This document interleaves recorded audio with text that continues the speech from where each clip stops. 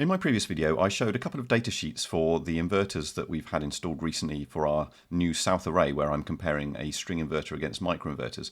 And there was a particular number in there called the euro weighted efficiency that I just sort of read off from the data sheets without really much explanation. And I realized I didn't really fully understand what that meant anyway. So I started looking into it, and it's actually a little bit more complicated than I realized.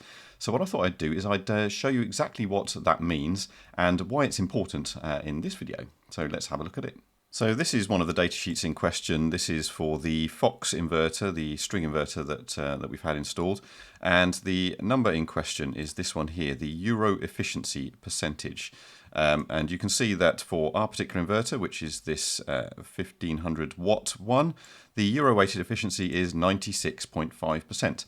So you'd think by reading that this inverter has an efficiency of 96.5%. However, this is a weighted efficiency. It doesn't give you the efficiency for the whole time that the inverter is running, because sometimes the inverter isn't running at its full capacity, sometimes it's running at half capacity or less, particularly if it's cloudy in the UK. That's quite common. And the efficiency does change quite a bit depending on the output power that you're getting from your inverter at any given time. Now, this is called the efficiency curve. Now, what I want to do is show you some example efficiency curves and how they can vary quite a bit from one inverter to another, and why that's super important for helping you decide what size of inverter to get, and in particular, should you oversize or undersize your inverter depending on certain situations.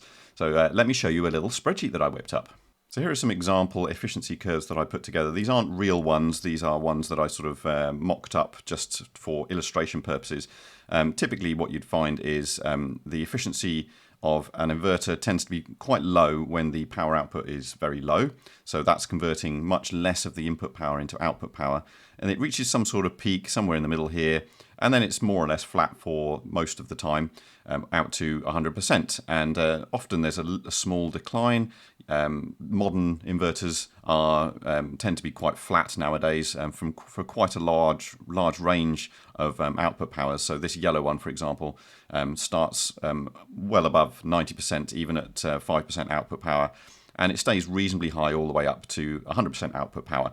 However, you can see that some inverters do dip quite dramatically at low power outputs. Now, this is very important and why you'd often see installers suggesting that you should oversize your array relative to the inverter, or rather undersizing your inverter relative to your array. I'm going to demonstrate that in a little bit in more detail, but for now, let's just take these three examples and see what the euro efficiency means for these particular curves. So the euro weighted efficiency is just a number that takes this whole curve and it boils it down to a single value based on how often you're expecting your inverter to be operating at a given output power. Now, what I've got here is I've got the table here showing the percentage of the maximum output power from your inverter. That's this x-axis along here. And then I've got the three different examples in these cells here. So the blue one is example 1, red is example 2, and yellow is example 3. And then I've got these weighting values here. And I've got two sets of values. I've got the euro weighting and I've got the CEC weighting. Now the CEC weighting is the Californian Energy Commission weighting. Now that's a slightly different definition, because inverters or solar systems operating in different parts of the world will probably experience different input loads depending on the sort of weather that you're expecting. The euro weighting efficiency is designed for solar systems in sort of in the middle of Europe, roughly. So I think it's Italy where this was defined. For 3% of the time, so 0.03, 3% of the time, your inverter is operating at 5% output power. At 6% of the time, it's operating at 10% output power, 13% of the time, 20% output power, and so on. And you can see that it's peaking at 48% of the time. You're expecting to get 50% of the output power from your inverter. Now, this is obviously not always going to be the case for where you are. In the UK, maybe we'd expect more of our time to be spent down in this lower region because of the weather. We get more clouds and it's a little bit darker further north as you go. And obviously in California or other parts of the United States further south where it's sunnier, you'd expect to spend more of your time in the higher output rating part of this curve. And that's where the CEC rating comes in. And you can see actually it's weighted much more heavily towards the higher end. So at 75% output power, they're expecting you to spend 53% of your time, and that's entirely reasonable. Now, of course, what that means is, depending on the shape of this curve, that will give you different values for the weighted efficiency, that single number that I read off of the datasheet. So for curves that are typically high in the sort of lower end, up to about 50%, you're likely to get a better euro-weighted efficiency, whereas inverters that have got a higher efficiency up at the higher end here are likely to have a higher Californian Energy Commission efficiency. And that's indeed what we see with these three examples. So in these cells here, I'm showing the euro-weighted efficiency for the three different examples. So the blue curve here, example 1, has a euro-weighted efficiency of 93.8%. The example 2, 94.4, and example 3, 95.1. And you can see because example 3 is much higher in the lower end of this of the output power part of the curve here, that's why the euro weighted efficiency is higher for this particular inverter, and it's much lower for the inverter that dips away at low power ratings. But the opposite is true for the Californian Energy Commission weighted rating efficiency. So for the CEC, actually example 1 has the better weighted efficiency, because you can see it's got a much higher efficiency at the higher end of the output power. And you can see that the CEC weighted efficiency for example 1 is 96% compared to 93.8% for the euro weighted efficiency. And so on down the line, you can see that example 3, which has the highest rating at low powers and the lowest rating at high powers, it actually has a lower Californian efficiency rating of 94.6% compared to the euro weighted efficiency of 95.1%. But annoyingly, not many datasheets actually show what the efficiency curve for their inverters are. So let me go back to the datasheet for the Fox inverter. Now I had a look and I could not find anywhere the actual efficiency curve for this particular inverter. And in fact, this is true of pretty much any of the other inverters that you'd care to look up. All you get is often just this euro efficiency percentage here. But it doesn't tell you anything about how that efficiency changes over the output rating of the inverter. Interestingly, the microinverters that I'm also comparing against that string inverter, the Enphase microinverters, it does actually show that efficiency curve, as well as the overall European weighted efficiency here. You can see the one that we've got is the IQ8HC, and that's a 96.8% euro weighted efficiency. It actually does have the power curve, the efficiency curve. So let me zoom in a little bit on this and scroll it across. And you can see that that's exactly what I'm showing in my chart here. You've got the output power as a fraction, and then the efficiency up the side here. And you can see that actually the Enphase microinverter has a reasonably flat curve over quite a wide range of output powers. It doesn't dip super quickly down at the lower ratings like some inverters do. So that's, I think, partly why microinverters are often assumed to be good in low light, because they've still got quite a high efficiency at low output ratings. But the thing is, I have no idea how that compares to our little Fox string inverter. It could be much the same. I just don't know. So yeah, I would really love to be able to see all of the efficiency curves for all of the inverters that you could possibly want to install, but sadly that's not quite the case. The only thing we get is this euro weighted efficiency. I suppose it's better than nothing. At least it gives us some sort of benchmark that we can compare one inverter against another. So of course, once I'd built this little example to show the weighted efficiencies, I couldn't help myself, and I ended up making a lot more of this spreadsheet. So let me just scroll across to show you this little bit over here. Now what I wanted to do here was demonstrate why oversizing your array relative to your inverter, or undersizing your inverter, might be beneficial in low light conditions like we get in the UK.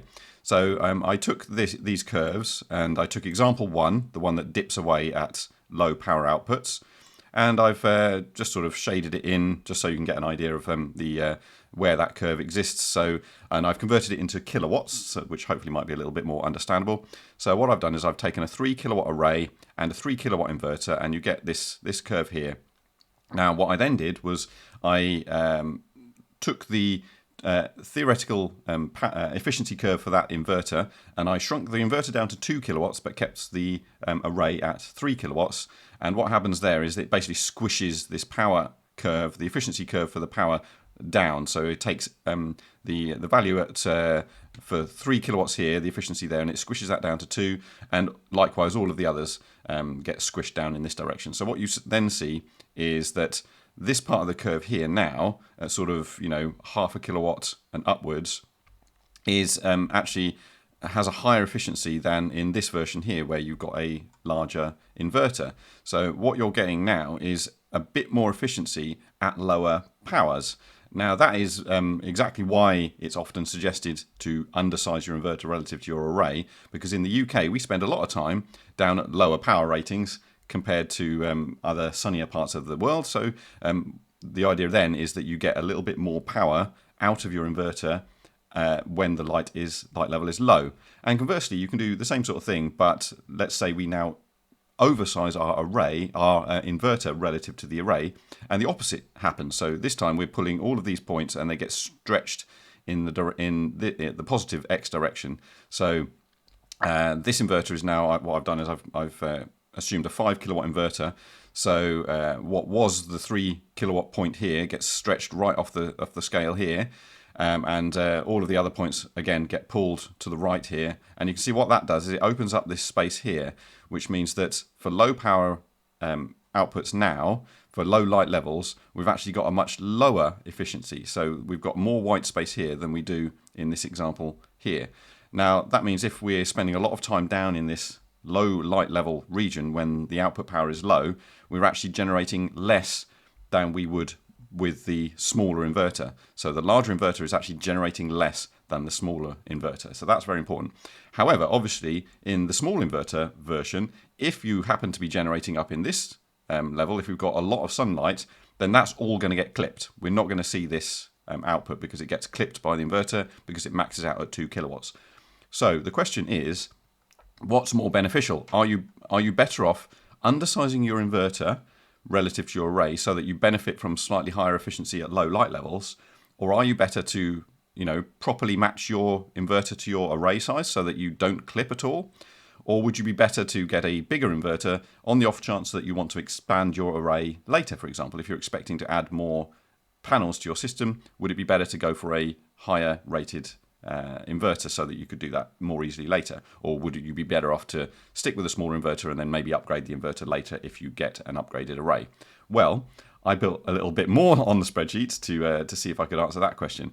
So what I've done here is I've got a little bit of an example down in the bottom here, and what I've tried to do is essentially do the calculation so that I can try different scenarios and see what happens basically. So what I've done is I've basically created a sort of fake solar input, and that's the blue curve here, and it's just a sine wave that, you know, varies through the day, and I've clipped it off at 0. So you can imagine that this would be, I don't know, sort of a late spring, early summer curve, where my 3 kilowatt peak array peaks output at about 3 kilowatts in the middle of the day, and we've got a 3 kilowatt inverter that's converting that input power into output power, obviously. And that's what the red curve is. So the red curve is the result of the input power going through that inverter. And obviously you lose a little bit of power because that efficiency curve isn't at 100% the whole time. So you can see there's a small difference between the input and the output, and that's just due to the that small inefficiency in the inverter. And what I've done, just to make it a little bit clearer, I've got the how many kilowatts you're losing at any given time of the day based on the input and the output that we get from the inverter. So I call this the Batman curve because for obvious reasons.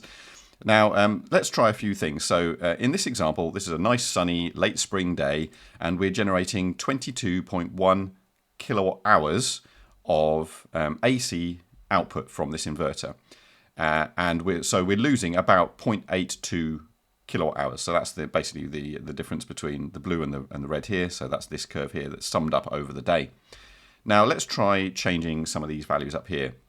We're going to keep the array at 3 kilowatts, so we're maxing out a 3 kilowatt input, But let's try a couple of different inverter sizes. So let's drop this to a 2 kilowatt inverter and see what happens.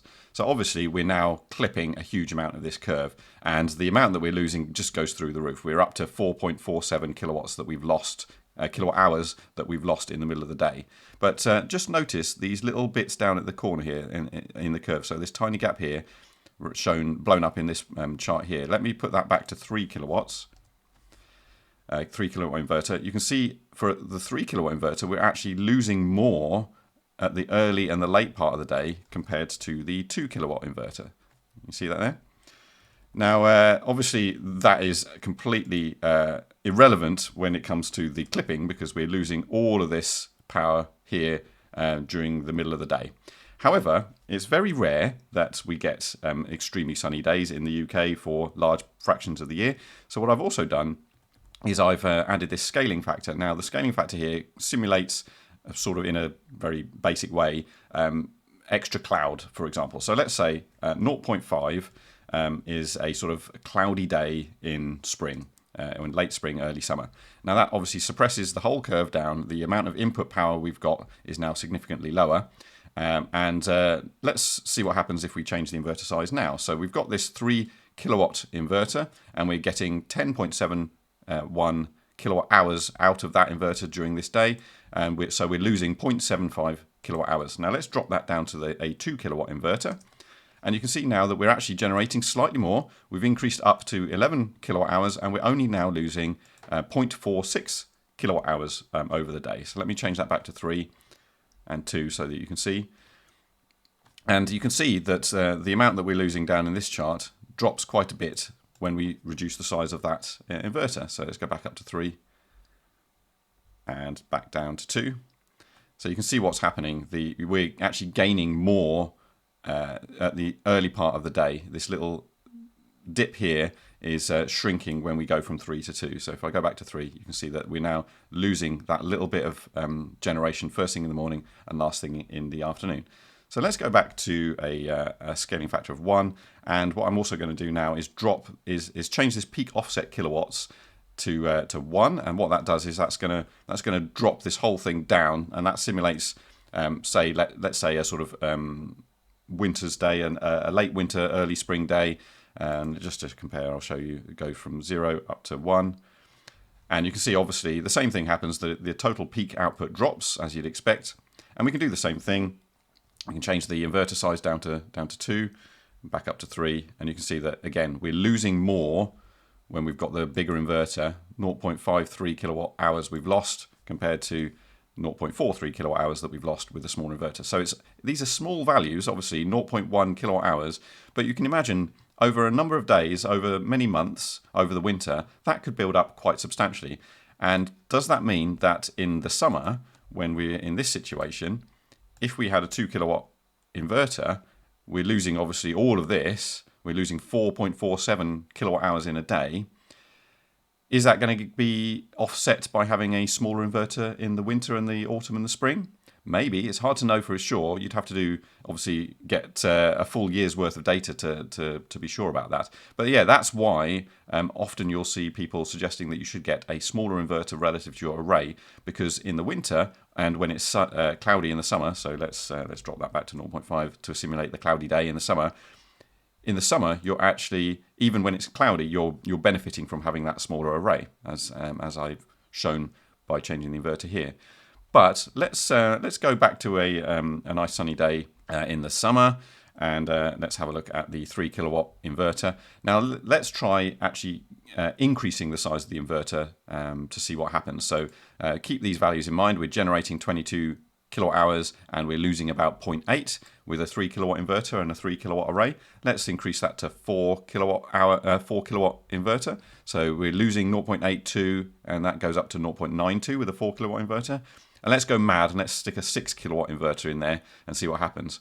Well, now we're losing 1.5 kilowatt hours during that day, rather than, if we were well matched to our inverter, 0.82. So from going from a 3 kilowatt inverter to a 6 kilowatt inverter, we've lost 0.82 kilowatt hours for the 3 kilowatt hour inverter and 1.5 kilowatt hours for the 6 kilowatt inverter. And you can see now that this gap here in the morning and in the evening is now really opening up with this oversized inverter. And you can see that our Batman ears are now much stronger with this larger inverter. So what would be my takeaway from all of this? Well, obviously it's a lot more complicated than just that single euro weighted efficiency number would tell you, but perhaps it's not worth worrying about too much. Obviously, the higher that euro weighted efficiency value, the better. It suggests that the curve is generally higher across more of the range of output powers, and that's a good thing, obviously. I think nowadays most modern inverters have quite a flat curve actually, so perhaps this oversizing of your array relative to your inverter isn't so important nowadays. Perhaps it was, a decade ago when inverter efficiencies weren't so good at that lower light level. It's very hard to tell because obviously we don't often get to see those efficiency curves. I wish more data sheets would show them, and I think we'd be able to make more informed decisions. If you're worried about clipping, obviously just match your inverter to the array size that you've got as closely as possible. That would be my suggestion. If your inverter is very slightly undersized, I think that wouldn't be necessarily a bad thing. But yeah, certainly I would suggest not oversizing your inverter relative to your array. I don't think there's really any benefit to doing that. Perhaps if you're expecting to upgrade your solar array in the near future, then maybe having a larger inverter than you currently need might be useful in that sense to save you replacing your inverter. But in that situation, I would suggest getting as many panels as you can in the first place and not worrying about having to upgrade your array later. And then you can size your inverter appropriately. So yeah, get the inverter that matches most closely your array size. That's probably my takeaway. Don't oversize your inverter relative to your array. Match them as closely as possible. And if you slightly undersize your inverter, I don't think that's a particular problem. I think you'd probably not lose out too much. The losses are relatively small, as I showed. And obviously, go for the most efficient inverter that you can. It's obviously a lot more complicated than simply just saying, look for the startup voltage. That's another thing to think about. But yeah, aim for a low startup voltage, high efficiency, and you probably can't go too far wrong with that combination. So yeah, that's probably everything from me today. Hope that was useful to you, and thank you so very much for watching. I'll see you in the next video.